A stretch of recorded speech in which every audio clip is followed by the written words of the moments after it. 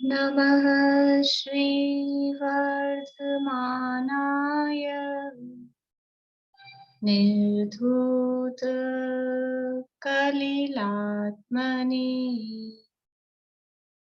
सालोकानां त्रिलोकानां यद्विद्यादर्पणायते यद्विद्यादर्पणायते।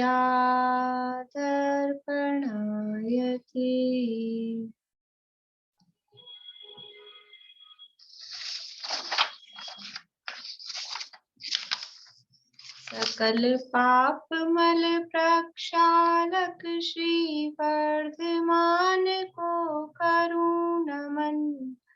लोकालोक प्रकाशित करनी जिनकी विद्या है दर्पण, जिनकी विद्या है दर्पण।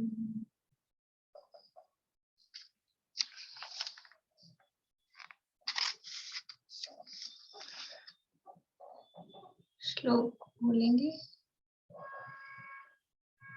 सुलोचना अभी आप बोलिए श्लोक। एक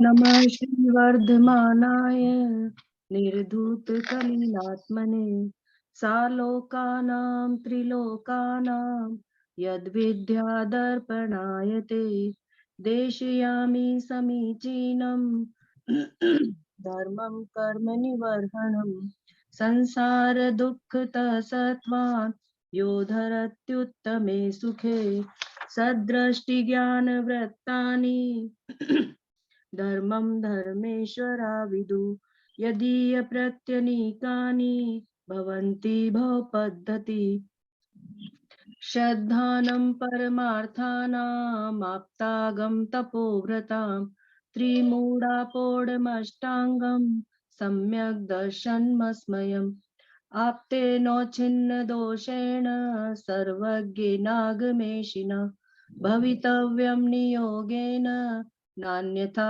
याप्तता भवेत् शुष्पिपासा जरातङ्क जन्मान्तक भयस्मया न राग द्वेष मोहाश्च यस्याप्त स प्रकीर्त्यते परमेष्टिन परम ज्योति विरागो विमलकृति सर्वज्ञनादिमध्यान्तर सार्वशास्तोपलाल्यते अनात्मार्थं विना रागे शास्ता शास्ति सतो हितं ध्वनं शिल्पिकस्पर्शान् मूर्ज किमपेक्षिते आप्तोपज्ञमनुलङ्घ्य मद्रष्टेष्टविरोधकं तत्त्वोपदेशकृत् सर्वं शास्त्रं कापथघट्टनं विषयाशावशातीतो निरारम्भो परिग्रह ज्ञान ध्यान तपोरक्त तपस्वी स प्रशस्यते। आगे आप बोलिए 11 से 20 तक। इदमेवेदृशं चैव तत्त्वं नान्यं चान्यथा इत्यकम्पाय साम्भोवत् सन्मार्गे संशया रुचि कर्म परवशे सान्ते दुःखेरन्तरितोदये पाप बीजे सुखे नास्ता श्रद्धानाकाङ्क्षणा स्मृता स्वभावतो शुचोपाये रत्नत्रय पवित्रते निर्जुगुप्सा गुण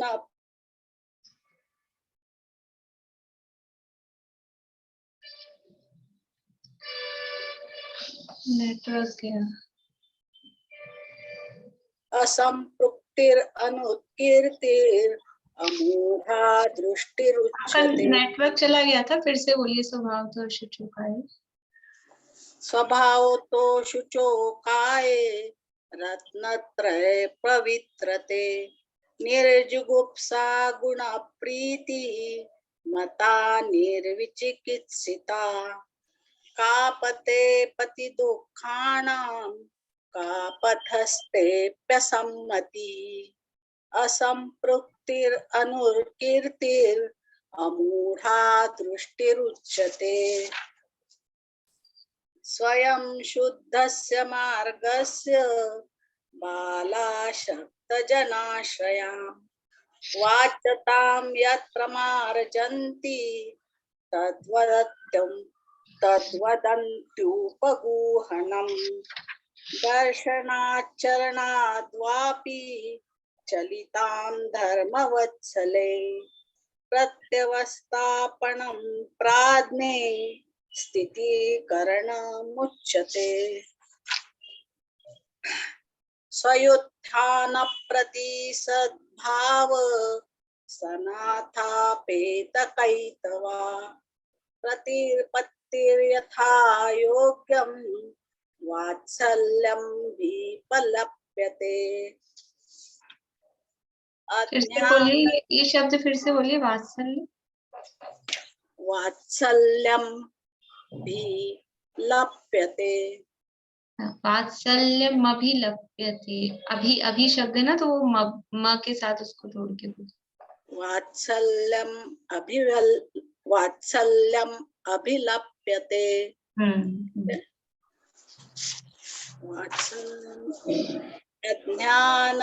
अज्ञानतिमिरव्याप्तिं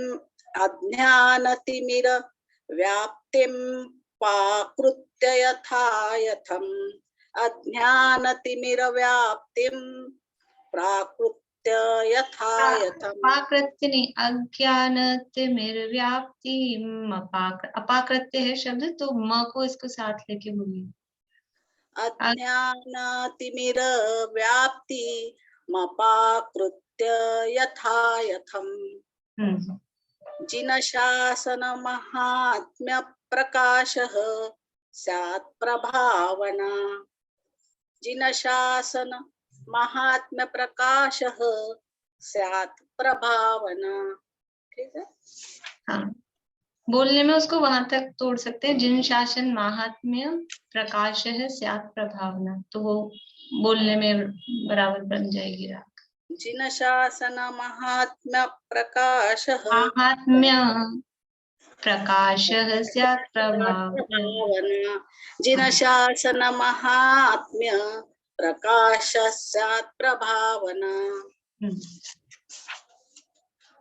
तावज्जनचौरांगे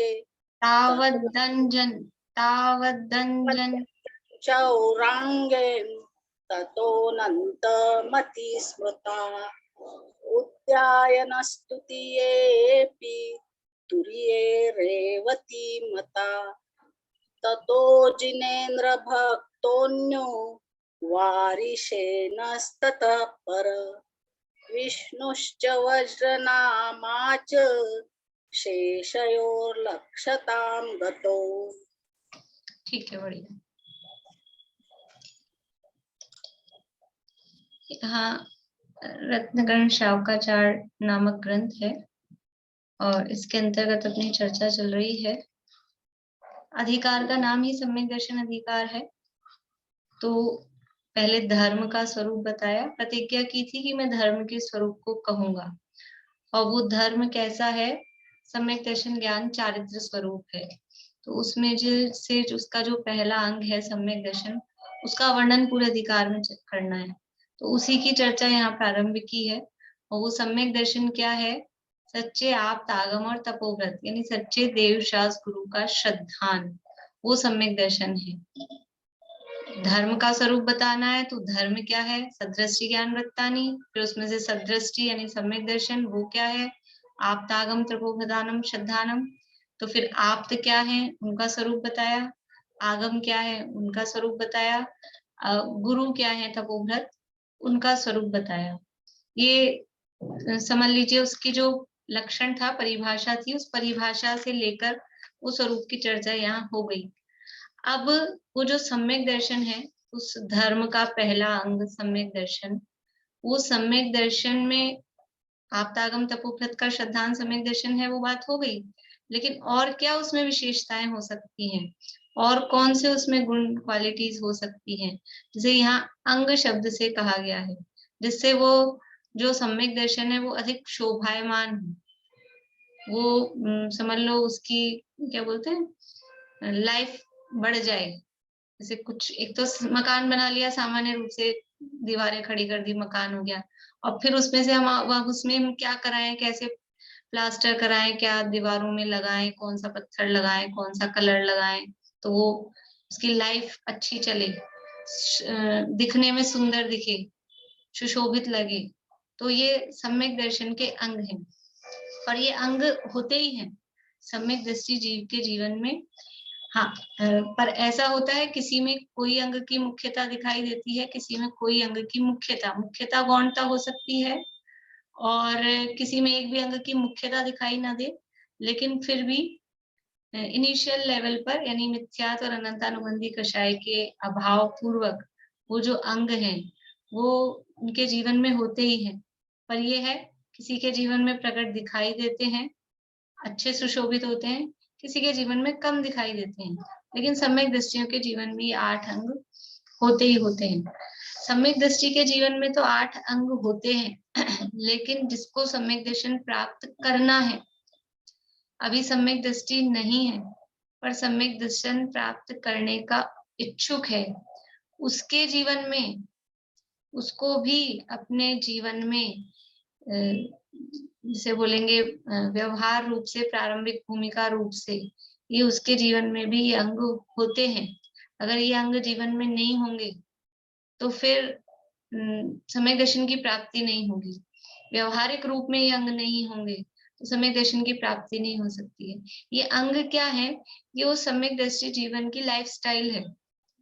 वो कैसे रहता है, वो क्या किस तरह से वो प्रवृत्ति करता है, उसकी प्रवृत्ति किस तरह से होती है, उसका श्रद्धान किस तरह का होता है, उसकी भावना क्या होती है, ये अंग उसकी लाइफस्टाइल को बता रहे हैं। तो सम्यक दर्शन की प्राप्ति हमें करनी है तो पहले हमें जैसा हमें बनना होता है, पहले उसकी नकल करते हैं कि नहीं करते हैं?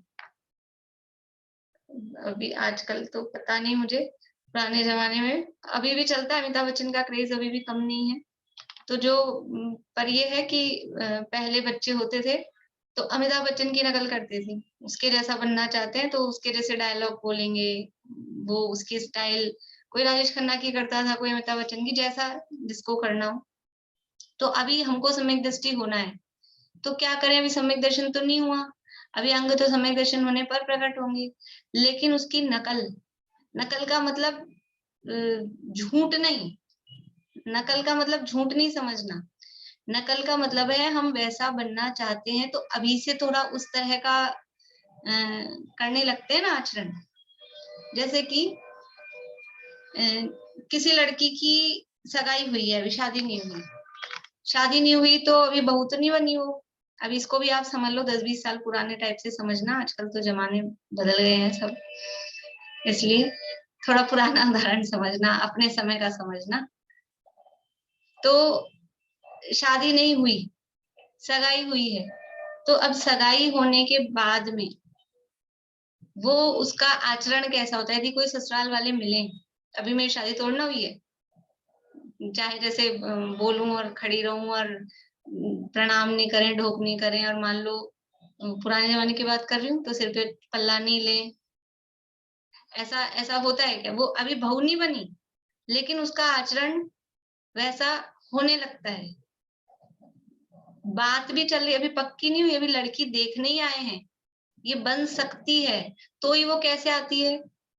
इसलिए मैं अभी के जमाने का उदाहरण नहीं लेना, पुराने के जमाने में लड़की देखने आते थे तो कैसे आती थी? यूं ही जीन्स टॉप में आ गई उठ के, कि बाकायदा साड़ी पहन के बहू की जैसे आती, तो वो उसकी नकल अभी बनी नहीं है, लेकिन क्योंकि वो बनने वाली है तो वो उस तरह का आचरण वो जीवन में आता है। तो जो सम्यक दृष्टि अभी बना नहीं है, सम्यक दृष्टि बनने की भावना है, बनने वाला है, उसके जीवन में भी उसके हिसाब से, उसकी भूमिका के अनुसार ये अंग उसके जीवन में भी होंगे। इसलिए ये नहीं समझे, मतलब ये बात अभी पहले क्यों बताई है कि हम ये अंगों की चर्चा पढ़ेंगे, अरे तो सम्यक दृष्टि के होते हैं, अपन तो ना सम्यक दृष्टि है। अपन नहीं, देखो अपन नहीं है तो होना है कि नहीं, तो ये अपने को भी उसकी जैसी ये प्रवृत्तियां हमारे जीवन में होंगी, तभी जाके हम सम्यक दर्शन के पात्र हो सकेंगे। ये सम्यक दर्शन की पात्रता है। ये 8 अंग का वर्णन अब यहाँ करने वाले हैं। ये सम्यक दर्शन की पात्रता है, जिसके जीवन में ये निशंकितपना, निकांक्षितपना होता है, वो सम्यक दर्शन का अधिकारी हो सकता है। अभी विषयों की अभिलाषा है, विषयों में रस आता है, विषयों में सुबुद्धि है, जिनेंद्र भगवान के वचनों में श्रद्धा नहीं है, सम्यक दर्शन कैसे होगा उस चीज? पहले व्यवहारिक भूमिका में, विकल्पात्मक भूमिका में जिनेंद्र भगवान के वचनों में निशंकता, उसमें श्रद्धा वो होगी, तभी जाके सम्यक दर्शन हो सकेगा।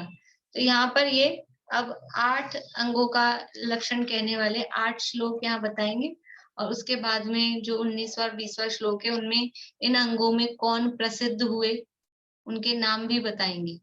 ये सारी चर्चा अभी 10 श्लोकों में चलने वाली है। देखिए 21 नंबर पेज है, 11 नंबर का श्लोक है। इदमेवेत्रशं चैव तत्त्वं नान्यन्न चान्यथा इत्यकम्पाय सांभोवत् सन्मार्गे संशया रुचिः। इदम एव ईदृशं च एव, क्या क्या शब्द हैं? इदम एव ईदृशम, ये 3 शब्द हैं, इन 3 को मिलकर इदमेवेदृशम। इदम, इदम यानी यह, एव यानी ही, ईदृशम यानी ऐसा, फिर च एव, च यानी और, एव यानी ही, तत्वम, तत्वम यानी तत्व, तत्वम यानी तत्व, इदम यानी यह, एव यानी ही, च यानी और, ईदृशम यानी इस प्रकार या ऐसा, एव यानी ही, तत्व यही और इस प्रकार ही है, तत्व यही है, इसी प्रकार है। न, आगे वाला शब्द देखिए, न अन्यत, संधि विच्छेद देख लीजिए शब्द के, न प्लस अन्यत, त में हलंत, अन्यत, न अन्यत, न च अन्यथा, न अन्यत, न च अन्यथा, नान्यन न चान्यथा। न यानी नहीं, अन्यत यानी अन्य, फिर वापस से न यानी नहीं, च यानी और, अन्यथा यानी अन्य प्रकार से। देखो आगे कहा तत्व यही है, तो उसके अपोजिट में कहा अन्य नहीं है, फिर आगे कहा था ऐसा ही है, इसी प्रकार है, तो आगे कहा अन्य प्रकार से नहीं है, मतलब डबल दोनों साइड से उसको मजबूती दी है। एक तरफ से 80 परक कथन किया, दूसरी तरफ से 89 परक भी कथन किया। तत्व यही है, अन्य नहीं है, तत्व ऐसा ही है, अन्य प्रकार से नहीं है, मतलब दोनों तरफ से यही है चीज, यही है, ऐसा बताने के लिए उसको 80 से भी और 89 से भी दोनों तरफ से कथन किया। जैसे हम कहें 2 और 2 4 ही होते हैं, यही होते हैं, और कुछ नहीं होता है, किसी प्रकार से नहीं होता है, ये उसको हमने मजबूत किया ना। जैसे चेक भरते हैं तो 5000 रुपीज ओनली, और कभी कभी ऐसा भी लिखते हैं कि 4999 से अधिक और 5001 से कम, तो वो दोनों मतलब सब तरफ से उसको पैक करके वो 5000 ही आएगा। 4999 से अधिक और 5001 से कम तो क्या आएगा, यानी 5000। तो वो नहीं, नेगेटिव सेंस में भी कहा और पॉजिटिव तरह से भी कहा कि तत्व यह है, यह ही है, इसी प्रकार है, ऐसा ही है, अन्य नहीं है, अन्य प्रकार नहीं है। इसका नाम है निशंकितपना। यानी जिनेंद्र भगवान ने जो वस्तु का स्वरूप बताया, तत्व का मतलब है सामान्य रूप से 7 तत्व कहो, मोक्ष मार्ग कहो, जो वस्तु स्वरूप है उसका नाम है तत्व। जो देवशास गुरु का स्वरूप है उसका नाम है तत्व। यहाँ तत्व शब्द व्यापक है। तत्व का अर्थ अकेला सात तत्व नहीं, और सात तत्व भी अकेला अपन लेंगे तो उसमें ये सब गर्भित हो जाएगा। सात तत्व भी लेते हैं ना तो उसमें देवशास गुरु भी गर्भित हो जाते हैं और रत्नत्रय भी गर्भित हो जाते हैं। गर्भित तो सब हो जाते हैं, लेकिन अपन अलग अलग करके उसको समझ लें कि तत्व शब्द में सात तत्व भी, रत्नत्रय भी, देवशास गुरु भी, और जो पूरा वस्तु स्वरूप है वो सब तत्व शब्द में शामिल है। तो जो तत्व है यानी जो वस्तु स्वरूप है वो यही है, इसी प्रकार है, अन्य कोई दूसरा नहीं है, दूसरी प्रकार से नहीं है। ऐसी जो दृढ़ श्रद्धा, और वो दृढ़ श्रद्धा के लिए या नीचे वाली लाइन में दिया है उदाहरण। क्या उदाहरण दिया है? इति। इति मतलब इस प्रकार, अकंप। इति अकंप, संधि विच्छेद देख लीजिए पहले। इति अकंप आय सांभोवत। इति अकंप आय सांभोवत। इति यानी इस प्रकार, अकंप यानी कंपायमान नहीं हो, अटल, अचल, अकंप, दृढ़, दृढ़ कह सकते हैं। इति अकंप आय यानी आय का अर्थ होता है लोहा, और लोहे का अर्थ यहाँ लेना है तलवार के समान, तलवार। आय का अर्थ वैसे लोहा होता है और लोहे का अर्थ यहाँ पे तलवार से लेना है। इति अकंप आय सांभोवत। सांभोवत मतलब है उसपे पानी, पानी के वत यानी समान।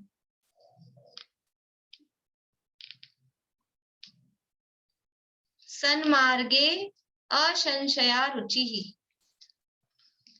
सन्मार्गे, सन्मार्गे यानी सन्मार्ग में,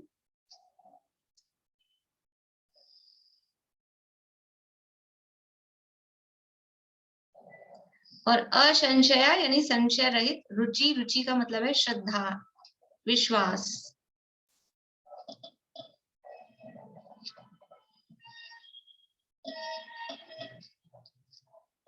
इदमेवीदृशं चैव तत्त्वं नान्यन्न चान्यथा इत्यकम्पाय सांभोवत् सन्मार्गे संशया रुचि। शब्द है असंशया, लेकिन अ साइलेंट है, बोलते समय नहीं बोला जाएगा। सन्मार्गे संशया रुचि, तत्व यही है, इसी प्रकार है, अन्य नहीं है और अन्य प्रकार नहीं है। इति यानी इस प्रकार से, जो अकंप यानी दृढ़, रुचि यानी श्रद्धा, किसमें? सन्मार्ग में। सन्मार्ग में जो संशय रहित दृढ़ रुचि है, और किसके समान? तो उसके लिए उदाहरण दिया है आय सांभोवत। आय यानी तलवार की धार के पानी के समान। आय यानी तलवार, लोहे की होती है तलवार, आय का अर्थ लोहा होता है, तो तलवार लोहे की होती है। तो आय सांभोवत यानी तलवार की धार पे जो पानी है। तलवार की धार पे पानी मतलब देखो ऐसे पानी हो, बाल्टी में भरा हो, भगोने में रखा हो, हवा चले तो उसमें लहरें आ सकती है, वो हिल सकता है ना। समुद्र में है, नदी में है, तालाब में है, हिलता है हवा से पानी। झरना बह रहा है, ऊपर से गिर रहा है पानी, हवा आती है तो उसकी धार हिलती है कि नहीं? नल में से पानी आ रहा है ऊपर से नीचे, तो हवा आए तो वो इधर उधर टेढ़ा मेढ़ा होता है। लेकिन तलवार की धार पे जो पानी है, तलवार की धार कैसी होगी? एकदम शार्प है ना, तलवार नुकीली है, उस पे पानी है, उस पे पानी कैसा होगा? उस पे जो पानी लगा है अगर, तो कोई मतलब बहुत सारा नहीं है, उस पे पानी रखा है, तो अब वो हिलेगा क्या? वो इतनी पतली सी धार, उसकी मतलब शार्प एकदम तलवार, और उस पे पानी अगर लगा हुआ है तो उस पानी को हिलने के लिए कहाँ जगह है? यानी वो जैसा पानी उस पे जमा रहता है, टिका रहता है, हिलेगा नहीं बिल्कुल भी। तलवार की धार के पानी का मतलब क्या है कि उसको हिलने के लिए जगह नहीं है, हिल ही नहीं सकता है वो पानी। ये कहाँ जाएगा, हिलेगा कहाँ से? वो तो बस इतना ही है जितना उस पे लगा है, वही है। तो और जगह का पानी तो वो हिल सकता है, कंपित हो सकता है, होता ही है, नदियों का, समुद्रों का, तालाबों का पानी वो कंपित होता रहता है। लेकिन तलवार की धार पर जो पानी है वो कंपित नहीं होता है। ऐसा जिसके हृदय में सन्मार्ग की दृढ़ श्रद्धा है, दृढ़ रुचि है, उसकी श्रद्धा कंपित नहीं होती है। क्यों नहीं होती है? क्योंकि उसकी दृढ़ निश्चय क्या है? उसका निश्चय तत्व यही है, इसी प्रकार है, अन्य नहीं है, अन्य प्रकार से नहीं है।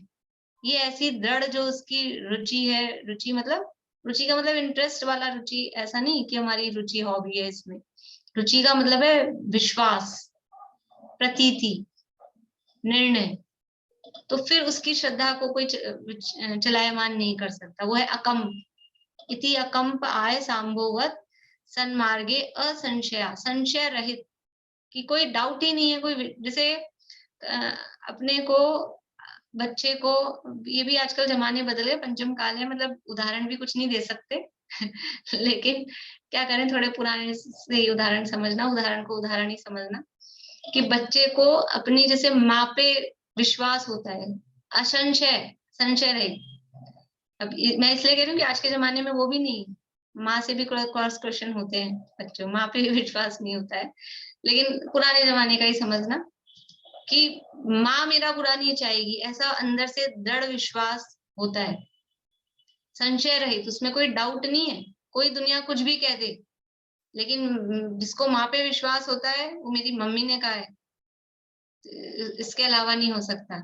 ऐसे ही सन्मार्ग में जिसका ऐसा दृढ़ विश्वास, सन्मार्ग मतलब सच्चा मार्ग, सच्चा मार्ग मतलब ये जो आप तो पज्ञ, जो जिनेंद्र भगवान के द्वारा कहा हुआ मार्ग है। क्यों है वो सच्चा मार्ग? क्योंकि वो वितरागी और सर्वज्ञ के द्वारा कहा गया है। वितरागी सर्वज्ञ के द्वारा कहा गया मार्ग ही सच्चा हो सकता है, क्योंकि उनके राग द्वेष नहीं है, क्योंकि वो सब कुछ जानते हैं। झूठ बोलने का काम दो ही कारणों से हो सकता था, राग द्वेष के कारण या अज्ञानता के कारण। अब उनके राग द्वेष भी नहीं है क्योंकि वो वितरागी है, अज्ञानता भी नहीं है क्योंकि वो सर्वज्ञ है। इसलिए वितरागी सर्वज्ञ भगवान के द्वारा बताया हुआ मार्ग ही सच्चा मार्ग है, वो सन्मार्ग है। उस सन्मार्ग में दृढ़ विश्वास, उस सन्मार्ग में जो दृढ़ प्रतीति है, उसका नाम है निशंकित अंग। और कैसी निशंकता होती है कि कोई आ जाए दुनिया हिलाने तो वो हिले नहीं, अकम्प। जैसे पर्वत को कोई हिला नहीं सकता, यहाँ तलवार की धार के पानी का उदाहरण दिया है कि तलवार की धार के पानी को कोई हिला नहीं सकता। उसी तरह से जिसके जीवन में निशंकित अंग है, उसकी श्रद्धा को कोई चलायमान नहीं कर सकता। ये निशंकित अंग का स्वरूप यहाँ पर बताया गया है। देखिए अर्थ देखते हैं।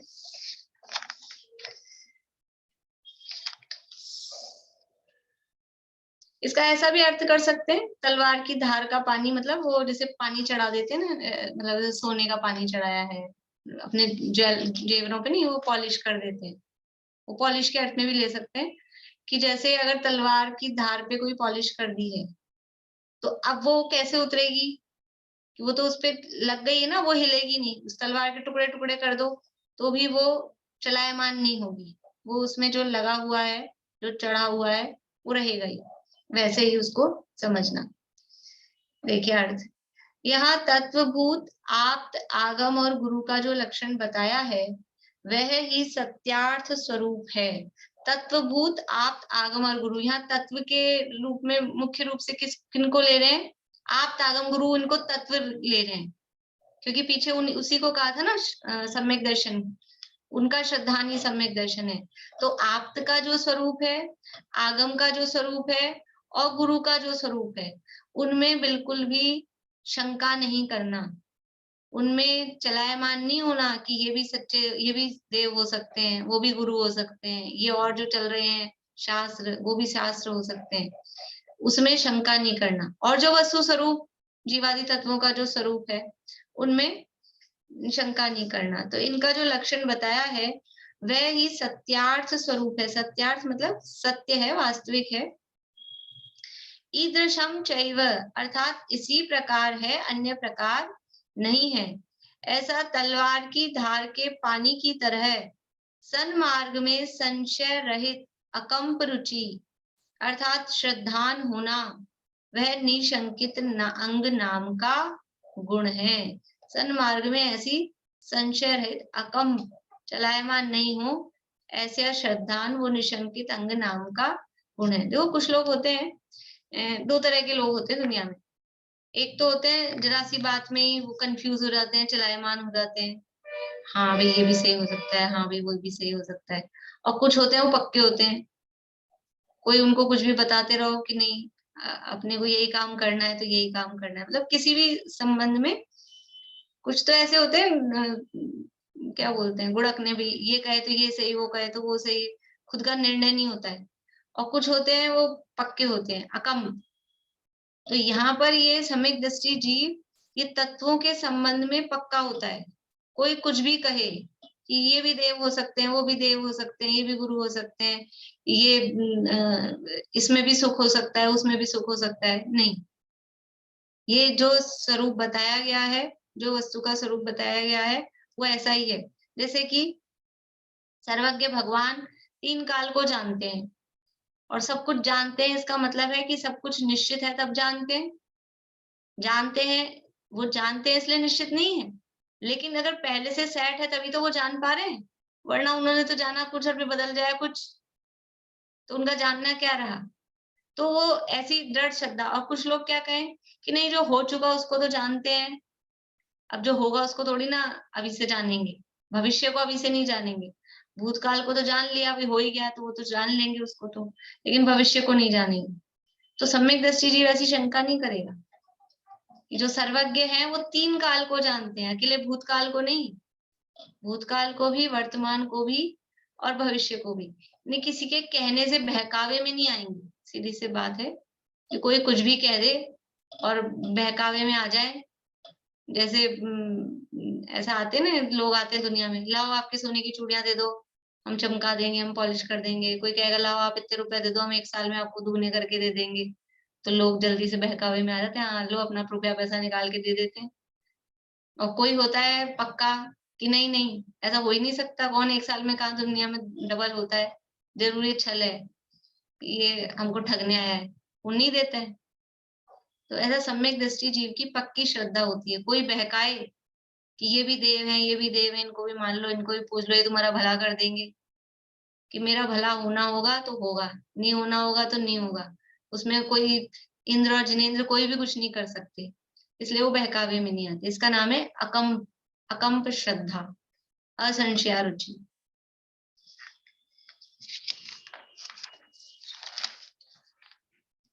यहाँ तत्वभूत आप्त आगम और गुरु का जो लक्षण बताया है वह ही सत्यार्थ स्वरूप है। ईदृशम चैव अर्थात इसी प्रकार है, अन्य प्रकार नहीं है। ऐसा तलवार की धार के पानी की तरह सन्मार्ग में संशय रहित अकंप रुचि अर्थात श्रद्धान होना वह निशंकित अंग नाम का गुण है। देखो अंग भी कह रहे हैं और निशंकित अंग नाम का ये गुण है। जैसे मनुष्य के शरीर में 8 अंग कहे जाते हैं, मनुष्य के शरीर में 8 अंग कहे जाते हैं। अष्टांग वाला वो सुशोभित होता है। अब किसी के अंग, सामान्य रूप से जो मनुष्य होते हैं सबके 8 अंग होते हैं, पर कोई कोई मनुष्य ऐसा हो कि वो विकृत अंग वाला हो, उसके अंगों में कोई डिफेक्ट हो, तो मनुष्य तो कहेंगे लेकिन वो सुशोभित नहीं होता है। तो ऐसे ही सम्यक दृष्टि जीवों के जीवन में ये 8 अंग होते ही हैं। आवाज आ रही है ना आप लोगों को? आ रही?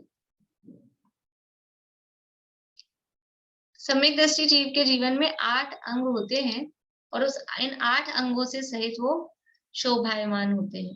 तो ये अंग है, ये अंग ही इनके 8 गुण भी कहे जाते हैं। तो यहाँ गुण शब्द भी इसके लिए दिया है, भावार्थ। संसार में अनेक प्रकार के गदा, चक्र, त्रिशूल आदि आयुध के धारी, स्त्रियों में अति आसक्त, क्रोधी, मानी, मायाचारी, लोभी, अपना शौर्य आदि कर्तव्य दिखाने के इच्छुक को देव कहा जाता है। दुनिया में देव किसको कहा जाता है? कोई गदा धारण करके रखें, कोई चक्र धारण करके रखें, कोई त्रिशूल धारण करके रखें। देखो गदा जो है ना, गदा होती है बलदेव का मतलब शस्त्र, चक्र होता है नारायण का, और त्रिशूल आदि, त्रिशूल इनके में इसमें विष्णु का नहीं, शंकर का मानते हैं, और चक्र है वो कृष्ण का, नारायण है उनका, और गदा ये हनुमान वगैरह की गदा मानी जाती है। तो ये इन आयुध के धारी, मतलब जो अस्त्र शस्त्र के धारी हैं उनको। स्त्रियों में अति आसक्त जितने भी भगवान मिलेंगे वो सब अगल बगल में पत्नियां की स्त्रियां खड़ी मिलेंगी। स्त्रियों में अगर स्त्री बगल में खड़ी है तो आप आसक्त हो तब तो खड़ी है ना बगल में, नहीं तो कहां से खड़ी होगी। तो स्त्रियों में आसक्त दिखाई देते हैं। क्रोधी, क्रोधी कैसे पता लगा क्रोधी, कि ये आयुध आप रख रखे हो ना, ये आयुध भय का और क्रोध का प्रतीक है कि आपको, और कुछ तो मुद्राएं ही ऐसी हैं जो एकदम क्रोधित वाली मुद्राएं हैं, रौद्र रूप से हैं। तो क्रोधी दिखाई दे रहे हैं, मानी दिखाई दे रहे हैं, मायाचार करते हुए दिखाई दे रहे हैं, लोभी, अपना शौर्य आदि कर्तव्य कि अपना वो दिखाएं प्रभुत्व, ऐसा ये हमारे में पराक्रम है, ऐसा दिखाने के इच्छुक को देव कहा जाता है। यानी दुनिया में ये देव का यही स्वरूप, कहीं भी आप भगवान के नाम पे देखोगे एक जिन धर्म के अलावा, तो देव का क्या स्वरूप दिखाया जाएगा, और नहीं तो कुछ उपदेश देते हुए, आशीर्वाद देते हुए दिखाया जाएगा। मान लो हथियार हथियार नहीं भी होंगे तो ऐसी मुद्रा होगी, हम आशीर्वाद दे रहे हैं, तो आशीर्वाद दे रहे हैं ये किसका प्रतीक है। जब तक आपको शिष्यों के प्रति राग नहीं होगा तब तक ये हाथ उठेगा नहीं। आप अपनी आत्मा में लीन नहीं हो, ये हाथ उठा रहे होते। और महामुनिराज आत्मा में लीन है, आत्म ध्यान में लीन है, बाहर आके पब्लिक बैठी है, राजा आके बैठा है चरणों में, तो वो क्या पहले वो ध्यान से निकलते होंगे, कह रहे नहीं राजा आ गया अब तो आशीर्वाद लेना है, तो ध्यान में लीन है। वो तो ध्यान से निकले तो आशीर्वाद देने की बात बने, वो भी आचार्यों को, मुनिराजों को। भगवान तो कोई आशीर्वाद देते ही नहीं है। क्या आशीर्वाद देंगे, किसको आशीर्वाद देंगे। सभी जीव भगवान है, कौन आशीर्वाद दे और किसको आशीर्वाद दे। जब दो बराबर के लोग होते हैं, मान लो ऐसा होता है ना, अपने फ्रेंड सर्किल है, अब अपन फ्रेंड्स हैं, अब फ्रेंड्स में किसी की शादी पहले हो गई, किसी की शादी बाद में हुई, सबकी एक साथ थोड़ी ना होती है, किसी की साल भर पहले हुई, किसी की साल भर बाद में हुई। अब क्या करे वो, जिसकी बाद में शादी हुई तो वो अपने फ्रेंड के पांव छुए, ये क्या करे, ये फ्रेंड है बराबर के, इसमें पांव छूने वाली क्या बात। देवरानी जेठानी हो तो पांव छूने की बात बनती है, भी चलो देवरानी है, लेकिन फ्रेंड सर्किल में अब किसी की पहले होती है किसी की बाद में होती है तो होता है। तो ये सब समान है ना, फ्रेंड्स मतलब सब समान है, तो कौन किसके पैर छुए, कौन किसको आशीर्वाद दे। छोटे बड़ा कोई है ही नहीं, जो बराबर ही है सब। तो ये आशीर्वाद देने की बात, भगवान सबको समान, सभी जीव भगवान है, सभी आत्माएं भगवान है, ऐसा समान देख रहे हैं, तो आशीर्वाद देने का पहली बार वो राग है ही नहीं उनको, वो राग रहा ही नहीं। आशीर्वाद देने का भाव राग से आता है, वो राग है ही नहीं, इसलिए वो ऐसी मुद्रा भी नहीं बनेगी। तो हमारे किस तरह की मुद्रा होती है भगवान की कुछ भी नहीं श्रृंगार किए, हाथ नहीं हथियार लिए। ना तो कोई श्रृंगार है, श्रृंगार है कुछ थोड़ा बहुत, एक आध आभूषण वगैरह। श्रृंगार का मतलब लिपस्टिक और ये नहीं, आभूषण, थोड़े बहुत आभूषण इतने था नहीं के इतना बड़ा इंद्र, इतना रत्नों का समोश्रण बनाया, रत्नों की तो जमीन बना रहा है, रत्नों की दीवार बना रहा है, सोने चांदी की परकोटे बना रहा है, तो थोड़े बहुत आभूषण भगवान को भी तो पहना देता।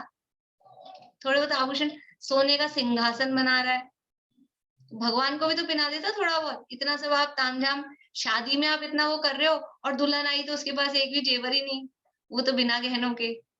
तो आपने इतना पैसा इसमें लगाया कि डेकोरेशन में, तो एक हाथ जेवर गहना इसको दुल्हन को तो पहना देते, कि वो है ही नहीं, वहां राग ही नहीं है, कोई श्रृंगार नहीं, ना श्रृंगार है ना हथियार है।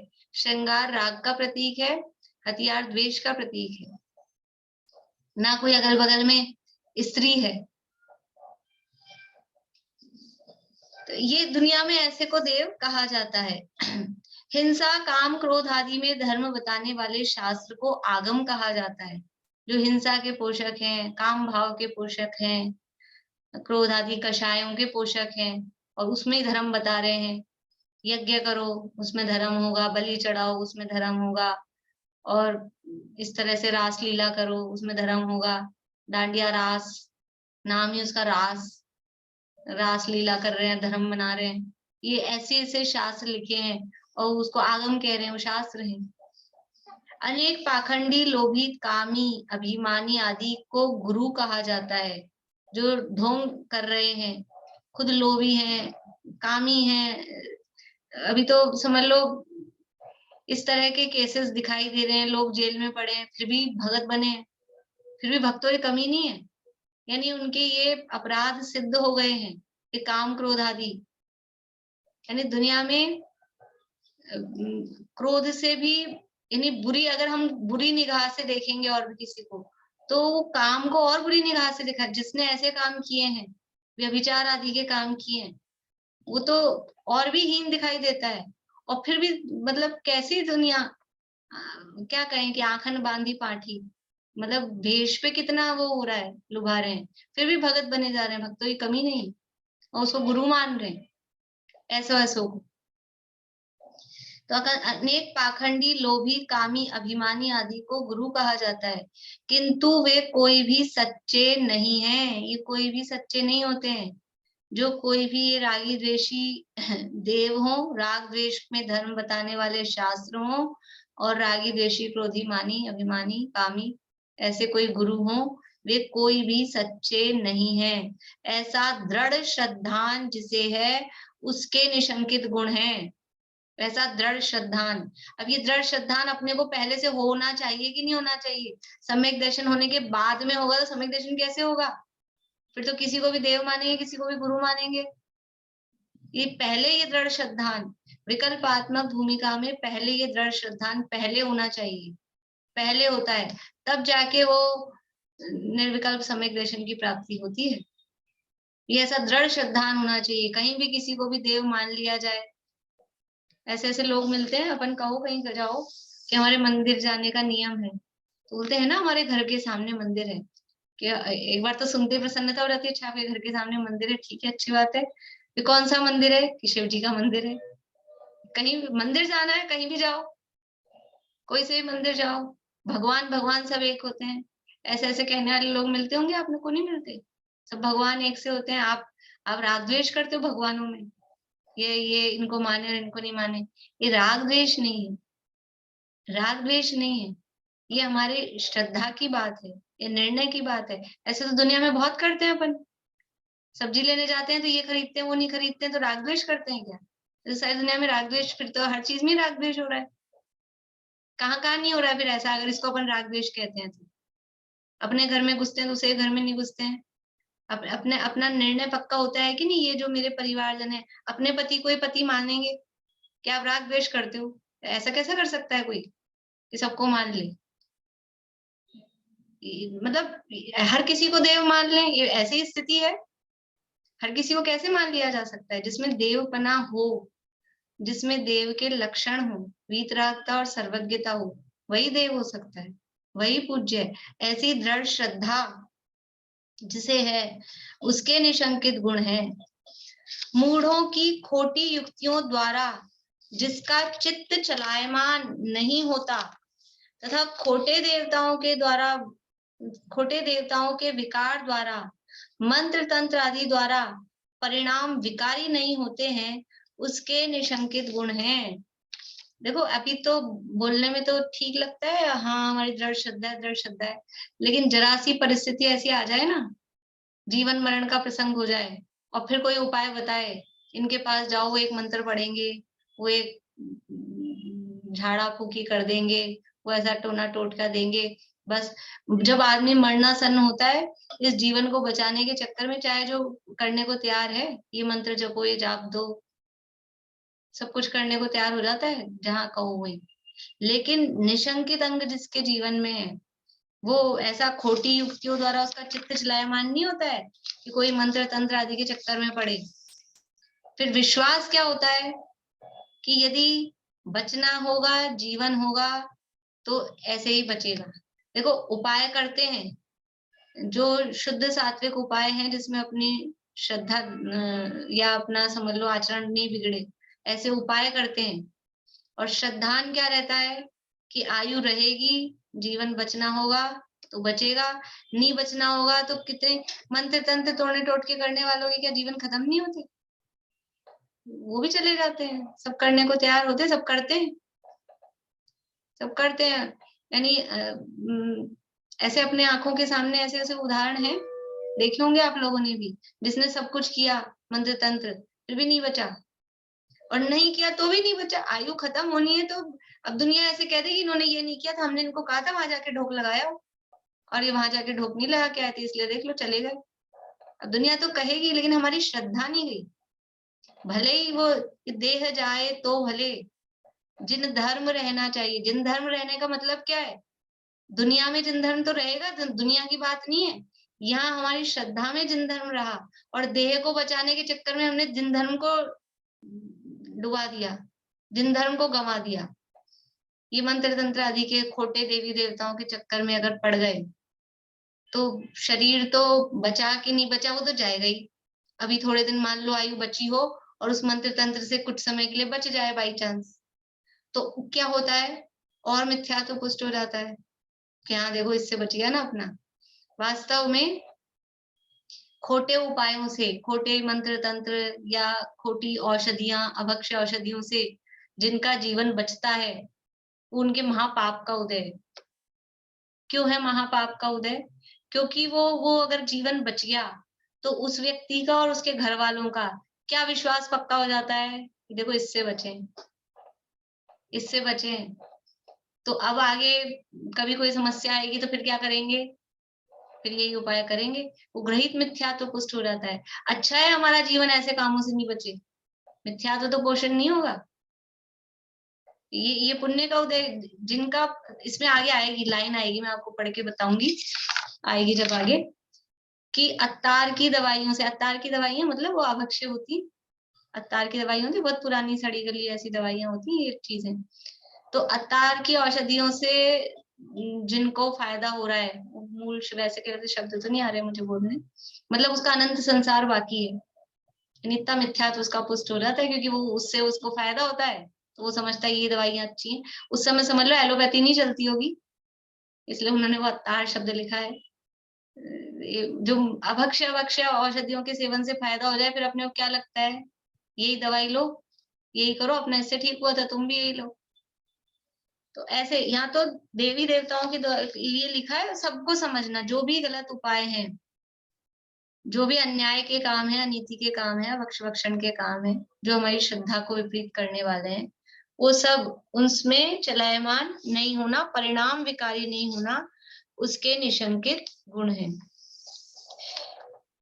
जैसे तलवार की धार का पानी हवा द्वारा चलायमान नहीं होता है, तलवार की धार पर जो पानी है वो हवा द्वारा चलायमान नहीं होता है, कितनी हवा चले वो क्या हिलेगा, वो तो इतनी सी धार पे पानी लगा हुआ है, वो उसको हिलने की जगह ही नहीं है, वो हिलेगा नहीं।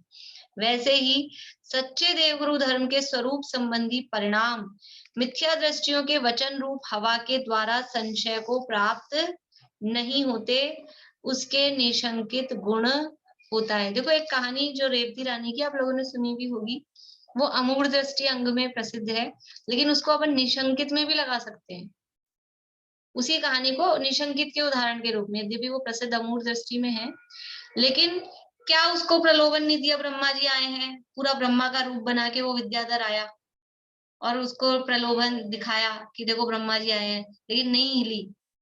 फिर विष्णु का रूप बना के आया, फिर महेश का रूप बना के आया, वो नहीं हिली। चलो कोई बात नहीं, खोटे देवी देवताओं के पास तो नहीं जाती, समोषण लगा दिया विद्या के प्रभाव से, और तीर्थंकर आ गए, अब तो आजा। अपन होते तो क्या करते? अपन होते तो क्या करते? समोषण आया, भागो। देखो अपन तो ऐसे ही देखने की, तो अपने को तो क्या है, कुछ भी होता है तो देखने में क्या है, यूं ही भागते हैं देखने को, लेकिन वो नहीं गई। ये इसका नाम है दृढ़ श्रद्धा, क्यों नहीं गई कि तीर्थंकर इस काल में 24 होते हैं, हो चुके, 25वां होता नहीं है, ये जिनवाणी में कहा है, भगवान का वचन है, हो ही नहीं सकता है। इसका नाम है निशंकता, ये दृढ़ विश्वास, हो ही नहीं सकता है ऐसा। जो भी कोई है वो सब माया है, मायाचारी है। यद्यपि वो कहानी अमूर्तष्टि में प्रसिद्ध है, वहां अमूर्ता के, लेकिन अपन मतलब उसकी श्रद्धा कैसी दृढ़ थी, पक्की। जैसे तलवार की धार का पानी हवा द्वारा चलायमान नहीं होता है, वैसे ही जिसके सच्चे देवगुरु धर्म के स्वरूप संबंधी परिणाम मिथ्या दृष्टियों के वचन रूप हवा के द्वारा संशय को प्राप्त नहीं होते, उसके निशंकित गुण होता है। अभी यहाँ शंका का एक ही अर्थ कर रहे हैं। शंका का मतलब यानी दृढ़ता, दृढ़ता नहीं हो। निशंकता मतलब दृढ़ता हो, विश्वास हो। लेकिन शंका के दो अर्थ किए जाते हैं, अभी आगे जो वर्णन आएगा उस अर्थ में। एक तो शंका का मतलब है हमको दृढ़ता नहीं है, डाउट है, क्या पता सही है कि नहीं है, ये भी सही हो सकते हैं, वो भी सही हो सकते हैं। एक तो ये अर्थ है शंका का। और दूसरा अर्थ शंका का मतलब होता है भय। हमको शंका है यानी हमको डर है। शंकित होता है कोई व्यक्ति, में कोई कमरा बंद है तो अपने को ऐसा लगता है अंदर जाने में हम शंकित हो रहे हैं। शंकित हो रहे हैं मतलब भयभीत हो रहे हैं, घुसे नहीं घुसे, क्या पता क्या है अंदर क्या नहीं है, ऐसा। तो वो भय को भी शंका के अर्थ में लेते हैं। तो निशंकित अंग के अंतर्गत शंका से रहित, यानी वो ये जो अकंपपना है वो अर्थ भी लिया जाता है। और सप्त भय से रहित, समय सार में, अभी यहाँ पे रत्न शावकाचार्य की इसमें टीका में, और भी जगह मोक्षा प्रकाशक में, निशंकता का अर्थ निर्भयपना। जो निर्भय होगा वो निशंक रहेगा, उसको कोई डर नहीं, उसको कोई डाउट नहीं, कोई दिक्कत नहीं। तो निशंकता का अर्थ निर्भय से किया जाता है। और फिर वो जो निशंकित अंग के अंतर्गत सम्यक दृष्टि जीव 7 भयों से रहित होता है, वो वर्णन, ये बहुत अच्छा वर्णन यहाँ आगे आने वाला है, सप्त भय से संबंधित। बहुत ही मतलब अगर मतलब अपन करें, विचार करें और समझ लो चिंतन करें, तो ये इतना पढ़ने में ही सम्यक दर्शन काम हो जाए अपना। कि जो इन्होंने जो यहाँ वाक्य शब्द लिखे हैं ना, ये बिल्कुल सीधा आत्मा में पहुंचाने वाले हैं। इतना अपने को विश्वास हो जाए, श्रद्धान हो जाए, और वो निर्णय हो जाए इस चीज का, तो बस और कुछ नहीं है, कोई कठिन काम नहीं है, कोई देर नहीं। बस वो अपने को विश्वास लाने वाली बात है, जो आगे प्रकरण आने वाला है, मंडे से पढ़ेंगे अपन उसको। तो ये जैसा यहाँ स्वरूप है सच्चे देवशास गुरु का, तत्वों का, वस्तु स्वरूप का, उसमें किसी कोई भी कुछ भी कहे वो चलायमान नहीं होता है, वो डगमगाता नहीं है। नहीं, ये ऐसा ही है, इसका नाम निशंकित गुण है। देखो ये 3 लाइन और पढ़ लेते हैं। यहाँ कुछ और भी विशेष कहते हैं। आत्म तत्व का जैसा स्वरूप निर्दोष आगम में कहा है, वैसा स्वानुभव करके जिसने अपने को आपरूप जाना है और पर पुद्गलों के संबंध को पररूप जाना है, ऐसा सम्यक दृष्टि सप्त भय रहित होकर निशंकित गुण को प्राप्त करता है। यानी ये जो स्वरूप आगम में कहा है, पहले तो आगम, पहले सब पहले में पहले देखो, सबसे पहले क्या हो, कैसे हो, हमको सम्यक दर्शन की प्राप्ति कैसे हो, कि सबसे पहले देवशास गुरु का श्रद्धान, ये स्टार्टिंग लेवल है। पहले ये निर्णय करना पड़ेगा कि देव कौन है, फिर वो उसकी उनकी वाणी, क्योंकि उपदेश ग्रहण करना पड़ेगा मतलब उपदेश से ही तो आगे बढ़ेंगे। तो किसका उपदेश ग्रहण किया जाए, किसके उपदेश को हम स्वीकार करें, किसकी वाणी को सुने, तो उस व्यक्ति का निर्णय करना पड़ेगा। तो वो देव का निर्णय, गुरु का निर्णय, और उसके आधार पर उनकी वाणी का निर्णय, वो पहले आवश्यक है। तो वो सच्चे देवशास गुरु का निर्णय के बाद फिर अपनी आत्मा का निर्णय, क्योंकि वो सच्चे देवशास गुरु हमको भगत बना के नहीं छोड़ेंगे, वो हमें अपनी आत्मा तक पहुंचाएंगे कि तुम्हारी आत्मा का ये स्वरूप है।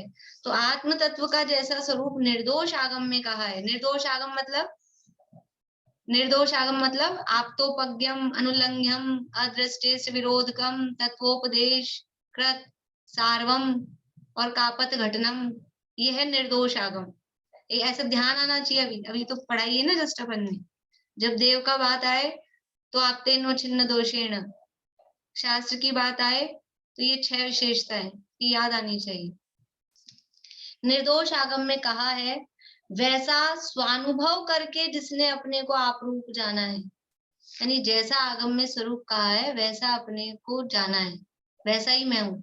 तो गणित की किताबें होती है मैथ्स की, उसमें प्रॉब्लम्स होती है, सम्स होते हैं, तो उसमें एक आध उदाहरण करके बताते हैं और फिर एक्सरसाइज होती है कि आप करो और फिर पीछे आंसर वो होती है उत्तरमाला, आंसर दिए होते हैं पीछे। तो जैसा वहां उदाहरण में दिया था, फिर अब आपको यहाँ एक्सरसाइज दे रहे हैं, प्रॉब्लम दे रहे हैं, आप उसको सॉल्व करके देखो फिर ये ऐसा आ रहा है कि नहीं आ रहा है।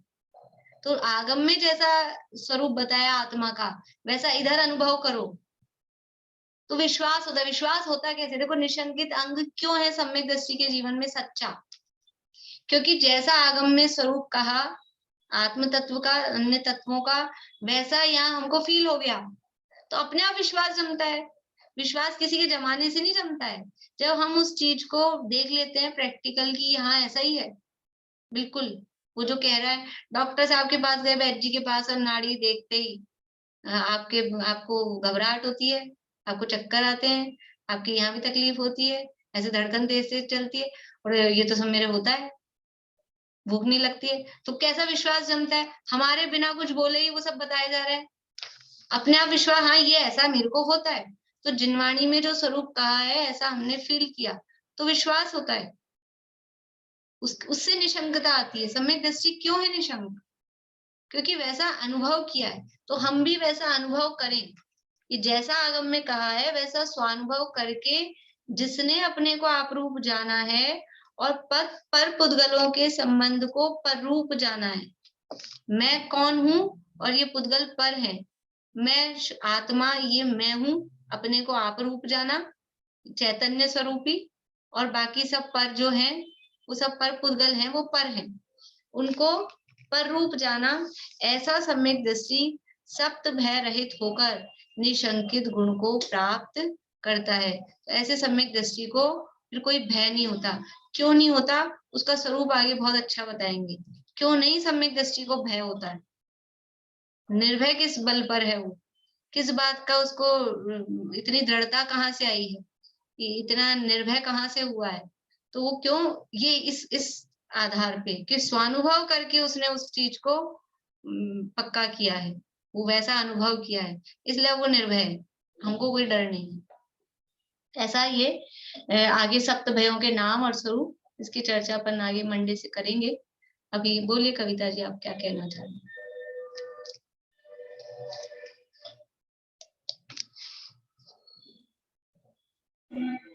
ये जो निशंकित वाला एक वो रेवती रानी वाली कहानी है वही है ना ये? रेवती रानी वाली कहानी अमूढ़ दृष्टि में प्रसिद्ध है, लेकिन मैंने अभी उसको निशंकता के लिए दिया है। निशंकित अंग में तो अंजन चोर प्रसिद्ध हुआ है, लेकिन मुझे तो अपनी बात बतानी थी तो मैंने आपको कह के बताई कि वो प्रसिद्ध तो उसमें है, लेकिन अपन उसको इसमें भी लगा सकते हैं। अभी आगे नाम दिए ही हैं वो श्लोक में। चलिए जिनवाणी स्तुति करते हैं।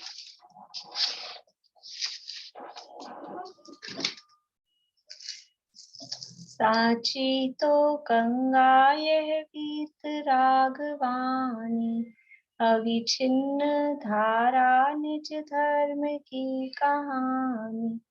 जामे अति विमल अगाध ज्ञान पानी, जहाँ नहीं संशय आदि पंख की निशानी।